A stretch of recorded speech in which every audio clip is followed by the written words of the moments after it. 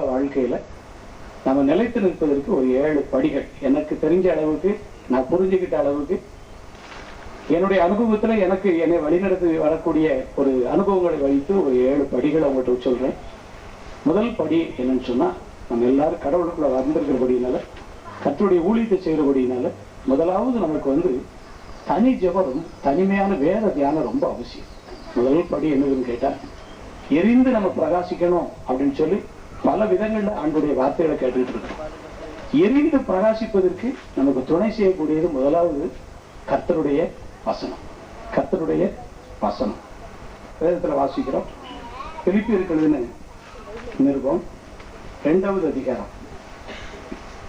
பிலிப்பியர் 2வது அதிகாரம் 14வது வசனம் படி, நான் வீணாக ஓடினதும் வீணாக பிரயாசப்பட்டதும் இல்லை என்கிற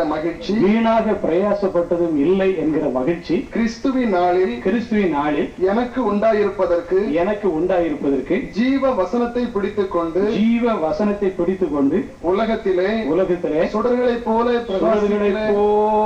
பிரகாசிக்கிற நீங்கள் போல். நாம் எல்லாரும் இந்த உலகத்துல எரிந்து பிரகாசிக்கிற ஒரு சுடர்களை போல இருக்கணும் அப்படின்னு சொன்னா, அந்த அடிப்படையில நேற்றிலிருந்து இன்ன வரைக்கும் ஆண்டுடைய பிள்ளைகள் வல்லமையான கர்த்தருடைய வார்த்தைகளை சொல்லி இருக்கிறாங்க.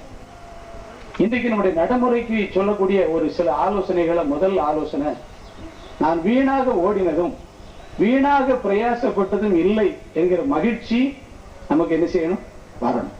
நான் ஆண்டவரை ஏற்றுக்கொண்டேன், நான் ஊழியம் செய்யறேன், நான் தொழில் பார்த்துட்டே ஊழியம் செய்யறேன், இல்ல முழு நேரமா ஊழியம் செய்யறேன், நான் ஆண்டுடைய பிள்ளை, ரட்சிக்கப்பட்டவன், நான் என்னுடைய நாட்களை நான் கர்த்தருக்கு பணி செய்திருக்கிறேன் என்கிற அடிப்படையில கூட்டு கழிச்சு கடைசியில பார்த்தா நான் வீணாக என்ன செய்யல?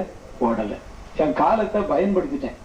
என் காலத்தை கர்த்தர் என் கையில கொடுத்த சபை ஊழியத்தை, கர்த்தர் என் கையில கொடுத்த ஐக்கிய ஊழியத்தை, கர்த்தர் என் கையில கொடுத்த சுவிசேஷ ஊழியத்தை, மிஷினரி பணியை, கர்த்தர் என் கையில என்ன ஊழியத்தை கொடுத்திருக்கிறாரோ அந்த ஊழியத்தை நான் செய்திருக்கிறேன்.